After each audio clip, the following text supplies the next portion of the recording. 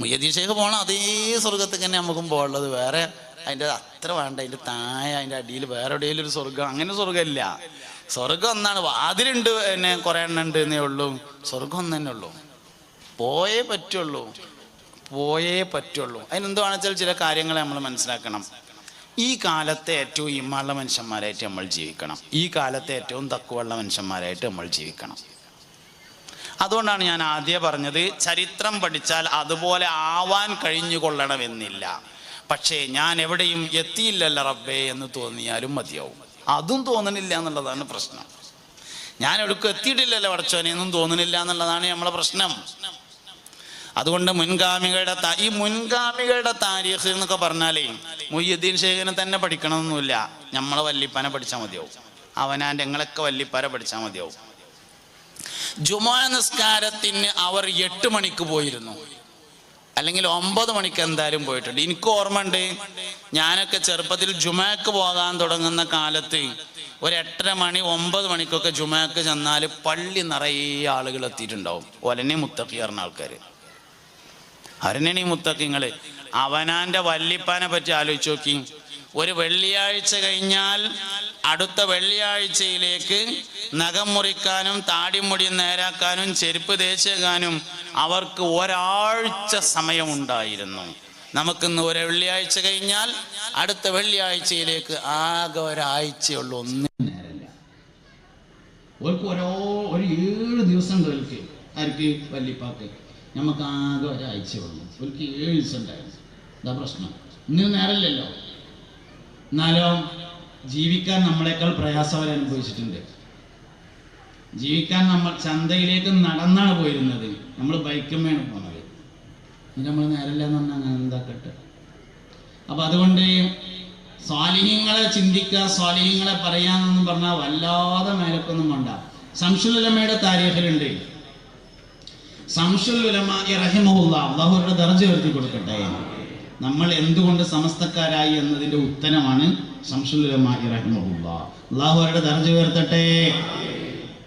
നമ്മൾ പ്രതീക്ഷിക്കുന്നതിന് അപ്പുറത്തുള്ള ഒരു വ്യക്തിയാണ് മഹാനായ ശംസുൽ ഉലമ. നമ്മളെങ്ങനെ പറഞ്ഞാലും മഹാനവറുകളുടെ ഫضل പറഞ്ഞാൽ എത്തൂല.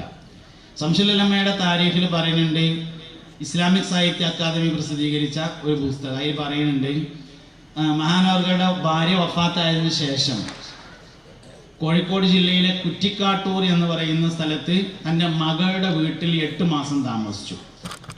അപ്പോൾ ആ 8 മാസത്തെ അനുഭവം മകൾ പറയുന്നതായി മഹാനവറുകളുടെ താരീഖിൽ കൊടുത്തിട്ടുണ്ട്.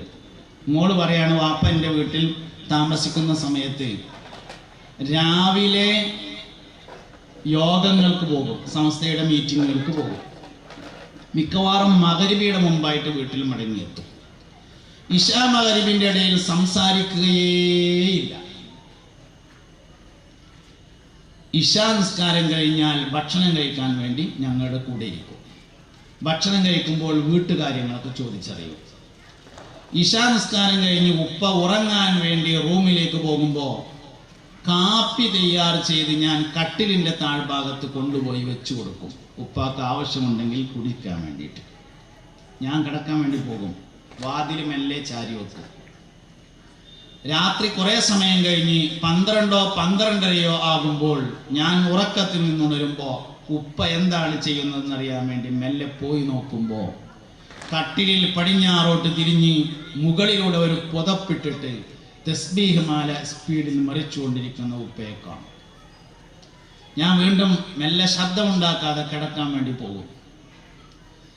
2:30 മണിയാകുമ്പോൾ വീണ്ടും ഞാൻ എഴുന്നേറ്റ് ഉപ്പ എന്താണ് ചെയ്യുന്നതെന്നറിയാൻ വേണ്ടി വീണ്ടും പോയി നോക്കുമ്പോൾ കട്ടിലിൽ ഇരുന്നു കൊണ്ട് തസ്ബീഹ് മാല മറിക്കുന്ന ഉപ്പയെ ഞാൻ വീണ്ടും കണ്ടിരുന്നു.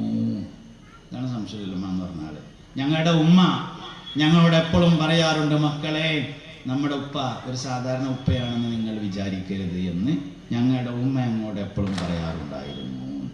നമ്മൾ എന്തുകൊണ്ട് സമസ്തക്കാരായി എന്നുള്ളതിന് വേറെ ഉത്തരവൊന്നും വേണ്ട, അതിന് ഉത്തരം നമ്മൾ ശംസുൽ ഉലമനെ കണ്ടിട്ട് തന്നെയാണ് ആയിട്ടുള്ളത്.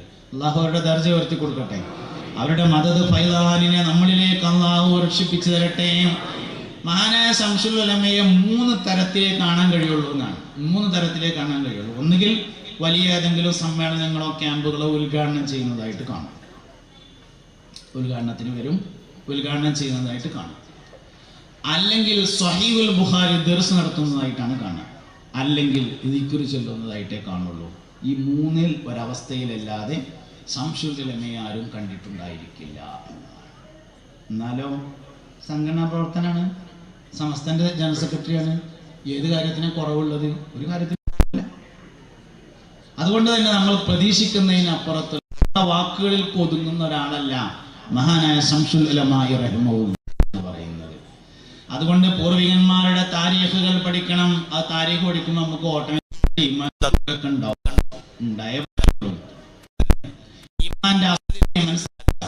പുണ്യനബി സല്ലല്ലാഹു അലൈഹി വസല്ലം തങ്ങളെ നമ്മൾ പഠിക്കുകയും നമ്മുടെ പുതുതലമുറക്ക് പഠിപ്പിക്കുകയും വേണം.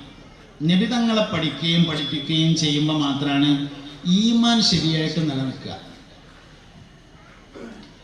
നബി സല്ലല്ലാഹു അലൈഹി വസല്ലം തങ്ങളുടെ കുട്ടിക്കാലം പഠിക്കണം. അതിൻ്റെ ഇടയിൽ ഞാൻ പറയാൻ ശ്രമിച്ചൊരു ഭാഗം ഇന്ന് വിട്ടുപോയിരുന്നു. അതായത് നമ്മളെല്ലാവരും നമ്മളെ അമ്മ പ്രസവിച്ചതാണ്. നമ്മളെ അമ്മ നമ്മളെ പ്രസവിക്കുന്ന സമയത്ത് ചുരുങ്ങിയത് 3 ആളുകൾ അവിടെ അടുത്തുണ്ടാവും. ചിലപ്പോൾ 4 ഉണ്ടാവും, 3 ആൾ ഏതായാലും ഉണ്ടാവും. പക്ഷെ അപ്പോൾ അവിടെ ആരൊക്കെയാണ് ഉണ്ടായിരുന്നത് എന്ന് നമുക്ക് ഓർമ്മയില്ല. ചിലപ്പോൾ ഉമ്മാക്ക് തന്നെ ഓർമ്മ ഉണ്ടാവില്ല ആരൊക്കെ ഉണ്ടായിരുന്നതെന്ന്. എന്നാൽ മുഹമ്മദ് നബി സല്ലല്ലാഹു അലൈഹി വസല്ലം തങ്ങൾ പ്രസവിക്കപ്പെടുന്ന സമയത്ത് അവിടെ ആരൊക്കെയാണ് ഉണ്ടായിരുന്നത് എന്ന് നബി തങ്ങൾക്ക് ഓർമ്മയുണ്ടായിരുന്നു സല്ലല്ലാഹു അലൈഹി വസല്ലം. അത് പറയുകയും ചെയ്തിട്ടുണ്ട്, ഇന്ന ആൾക്കാരൊക്കെയാണ് അപ്പം ഉണ്ടായിരുന്നത്. ആദ്യമായി മദീനയിലേക്ക് പോയത് 6-ാമത്തെ വയസ്സിലാണ്. പിന്നീട് മദീനയിൽ പോകുന്നത് 53-ാമത്തെ വയസ്സിലാണ്. 6-ാം വയസ്സ് ഓർമ്മ തുടങ്ങുന്നതിൻ്റെ മുമ്പാണ്. 53-ാം വയസ്സ് ഓർമ്മക്കേട്, ഓർമ്മത്തെറ്റ്, ഓർമ്മക്കുറവ് തുടങ്ങുന്ന സമയമാണ്. 53-ാം വയസ്സിൽ പോകുമ്പോൾ സിദ്ദീഖുൽ അക്ബർ റളിയല്ലാഹു അൻഹു കൂടെ ഉണ്ട്. അപ്പോൾ 6-ാം വയസ്സിലെ അനുഭവങ്ങൾ ഇങ്ങനെ പറഞ്ഞു കൊടുത്തു. വഴി അങ്ങോട്ടാണ്, ഇങ്ങോട്ട് തിരിഞ്ഞിട്ടാണ് പോകേണ്ടത്.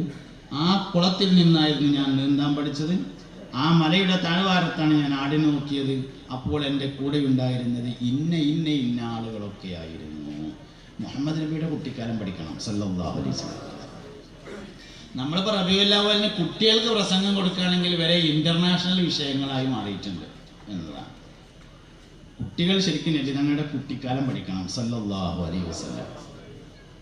അപ്പോഴൊക്കെയാണ് നമുക്ക് ഈമാൻ എന്ന് പറഞ്ഞ സാധനം. നബി തങ്ങളെ പഠിക്കാതെ ഈമാൻ കൂടില്ല സല്ലല്ലാഹു അലൈഹി വസല്ലം. അതുകൊണ്ട് പുണ്യനബിയുടെ കുട്ടിക്കാലം പഠിക്കണം, യുവത്വം പഠിക്കണം, വാർദ്ധക്യം പഠിക്കണം, നയനടപടികൾ പഠിക്കണം, വാക്കുകൾ പഠിക്കണം, പ്രവർത്തികൾ പഠിക്കണം. ലോകത്ത് പഠിച്ചാൽ തീരാത്ത ഒരു വിഷയമാണുള്ളത്, അത് മുഹമ്മദ് നബിയാണ് സല്ലല്ലാഹു അലൈഹി വസല്ലം. ബാക്കി എല്ലാ വിഷയവും പഠിച്ചാൽ തീരും.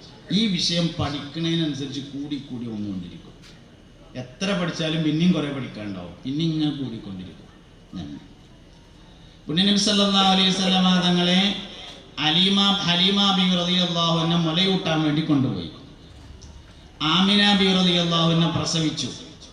6 ദിവസമാണ് ആദ്യം പരിപാലിച്ചത്.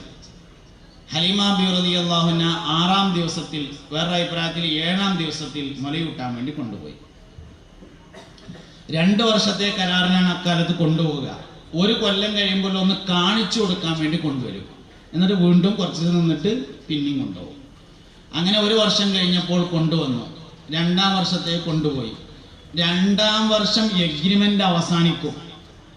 എഗ്രിമെൻ്റ് അവസാനിച്ചതിന് ശേഷം കൊടുന്നിട്ട് സമ്മതം വാങ്ങി പിന്നെയും കൊണ്ടുപോയി. പിന്നെ ശമ്പളമല്ല, എഗ്രിമെൻ്റ് അവസാനിച്ചിട്ടുണ്ട്. 3-ാം വയസ്സിലും ഹലീമ ബീവി തന്നെയാണ് നോക്കിയിട്ടുള്ളത്. 3-ാം വയസ്സിലാണ് സംസാരിക്കാൻ പഠിക്കുക. നബി തങ്ങളെ സംസാരിക്കാൻ പഠിപ്പിച്ചത് ഹലീമത്തു സഅദിയ റളിയല്ലാഹു അൻഹയാണ്. പുണ്യനബി പറഞ്ഞിട്ടുണ്ട് സല്ലല്ലാഹു അലൈഹി വസല്ലം, നിങ്ങളുടെ കൂട്ടത്തിൽ ഏറ്റവും നല്ല അറബി സംസാരിക്കുന്നവൻ ഞാനാണ്. കാരണം ഞാൻ സഅദിയ ഗോത്രത്തിൽ നിന്നാണ് സംസാരിക്കാൻ പഠിച്ചത്. അതായത് മദീന എന്ന് പറഞ്ഞത് പിന്നെ പട്ടണമാണ്, മക്ക എന്ന് പറയുന്നത് പട്ടണമാണ്. വർത്തക മുതലാളിമാർ, കച്ചവടക്കാർ താമസിക്കുന്ന സ്ഥലമാണ് മക്ക. ഈ കച്ചവടക്കാർ താമസിക്കുന്ന സ്ഥലത്തിന് ഒരു പ്രത്യേകത ഉണ്ടാവും. ഒരു ഭാഷ മാത്രമായിട്ട് സംസാരിക്കില്ല. ഇപ്പൊ ഗൾഫിലൊക്കെ കുറച്ചു നേരം നിന്ന് പോയി വന്നാൽ പിന്നെ ഒരു അറബിയും മലയാളവും ഇംഗ്ലീഷും കന്നഡയും പിന്നെ എല്ലാം കൂടിയും ബംഗാളിയും ഹിന്ദി ഒക്കെ കൂടിയും കൂട്ടിയിട്ടാണ് പറയാം. ഒരു ഭാഷ മാത്രമായിട്ട് സംസാരിക്കില്ല. എന്നാൽ നബി തങ്ങൾ ഒരു ഭാഷ മാത്രമായിട്ട് സംസാരിച്ചിരുന്നു. അതിൻ്റെ കാരണം സഅദിയ ഗോത്രത്തിൽ നിന്ന് സംസാരിക്കാൻ പഠിച്ചു എന്നുള്ളതാണ്. നിങ്ങളുടെ കൂട്ടത്തിൽ ഏറ്റവും ഫസീഹായ അറബി സംസാരിക്കുന്നവൻ ഞാനാണ്. കാരണം ഞാൻ സഅദിയ ഗോത്രത്തിൽ നിന്നാണ് സംസാരിക്കാൻ പഠിച്ചിട്ടുള്ളത്. ഹലീമ ബിവി റളിയല്ലാഹു അൻഹയുടെ ഗോത്രമായിരുന്നു സഅദിയ. 3-ാമത്തെ വർഷത്തേക്ക് കൊണ്ടുപോയ സമയത്താണ് നെഞ്ചു കീറിയ അത്ഭുത സംഭവം ഉണ്ടാകുന്നത്. 2 വയസ്സ് കഴിഞ്ഞിട്ട് കൊടുത്തിട്ട് പിന്നെ അഡീഷണൽ കൊണ്ടുപോയല്ലോ, ആ സമയത്താണ് നെഞ്ചു കീറിയ സംഭവം ഉണ്ടാകുന്നത്. നെഞ്ചു കീറിയ ഒരു സംഭവം ഉണ്ടായി എന്നല്ല, അങ്ങനെയൊക്കെ ആർക്കും പറയാം. സയ്യിദുനാ അനസ് ഇബ്നു മാലിക് റളിയല്ലാഹു അൻഹു പറഞ്ഞിട്ടുണ്ട്, നബി തങ്ങളുടെ ആ കീറിയ സ്ഥലം എനിക്ക് കാണിച്ചു തന്നിട്ടുണ്ട് എന്ന്. തെളിവ് സയ്യിദാണ്, അല്ലാതെ വെറുതെ പറഞ്ഞല്ല. സാധാരണഗതിയിൽ മുത്തുനബി സല്ലല്ലാഹു അലൈഹി വസല്ലം തങ്ങൾ ഷർട്ട് അഴിക്കുന്ന ആളല്ല, സ്ഥിരമായി ഷർട്ട് ധരിക്കും, എപ്പോഴും കാണൂല, ശരീരം കാണുകയില്ല. സൽമാൻ ഫാരിസി റളിയല്ലാഹു അൻഹു ഇസ്ലാം സ്വീകരിച്ച ആ സന്ദർഭത്തിൽ പറയുന്നുണ്ട്, നബി തങ്ങളുടെ പ്രവാചകത്വത്തിന്റെ പരിസമാപ്തിയുടെ മേൽ അറിയിക്കുന്ന അടയാളം കാണാൻ വേണ്ടി ദിവസങ്ങളോളം പിന്നാലെ നടന്നു. കുപ്പായിടാത്തൊരു സമയം കണ്ടിട്ടില്ല. ഒരുപാട് ദിവസം നടന്നിട്ടുണ്ട്. സൽമാൻ ഫാരിസി പേർഷ്യക്കാരനാണല്ലോ. പേർഷ്യക്കാരനായ തീ ആരാധകനായ പ്രഭു കുടുംബാംഗമായിരുന്നു, രാജകുടുംബാംഗമായിരുന്നു സൽമാൻ ഫാരിസി. പ്രധാനമന്ത്രിയുടെ മകനാണ്. ഒരു പുരോഹിതന്മാരാൽ സ്വാധീനിക്കപ്പെടുകയും അത് കൊട്ടാരത്തിൽ അറിയുകയും അക്കാരണത്താൽ ജയിലിൽ കിടക്കേണ്ടി വരികയും ചെയ്തു. അങ്ങനെ ഒരിക്കൽ ജയിലിൽ നിന്ന് രക്ഷപ്പെട്ട് അദ്ദേഹം ധാരാളം പുരോഹിതന്മാർ, പൂർവ്വകാല ഗ്രന്ഥങ്ങൾ പഠിച്ച ആളുകളെ കണ്ടു. അവരിൽ നിന്ന് മനസ്സിലാക്കിയതനുസരിച്ച് അവസാന പ്രവാചകന്റെ തെളിവുകൾ കണ്ടെത്തി. 3 പ്രധാനപ്പെട്ട തെളിവാണ് അദ്ദേഹം കണ്ടെത്തിയത്. 1, സ്വതക്ക ഭക്ഷിക്കുകയില്ല. 2, ഹദിയ ഭക്ഷിക്കും. 3, പ്രവാചകത്വത്തിന്റെ പരിസമാപ്തിയുടെ മേൽ അറിയിക്കുന്ന ഒരു മുദ്ര, ഖാത്തിമുൻ നുബുവ എന്ന ഒരു മുദ്ര, ഖാത്തമുൻ നുബുവ എന്ന ഒരു മുദ്ര നബി തങ്ങളുടെ മുതുകത്തുണ്ടായിരുന്നു എന്നതാണ് പൂർവ്വകാല ഗ്രന്ഥങ്ങളിൽ നിന്ന് മനസ്സിലാക്കിയത്.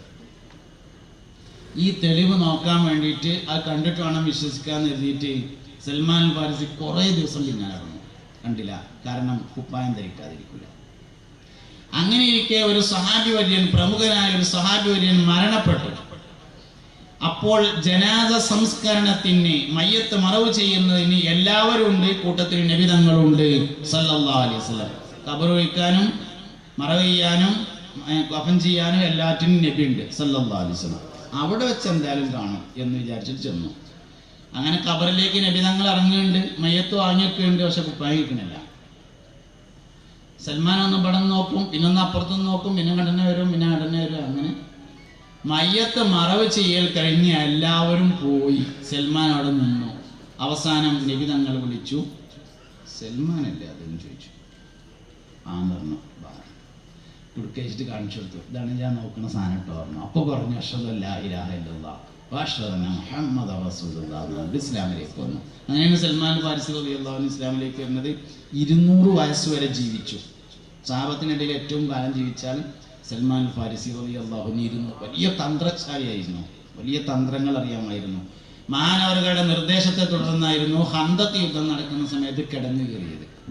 ആ നിർദ്ദേശം പറഞ്ഞത് സൽമാൻ ഫാരിസി റളിയല്ലാഹു അൻഹു ആയിരുന്നു എന്ന് ചരിത്രത്തിൽ കാണാൻ കഴിയും.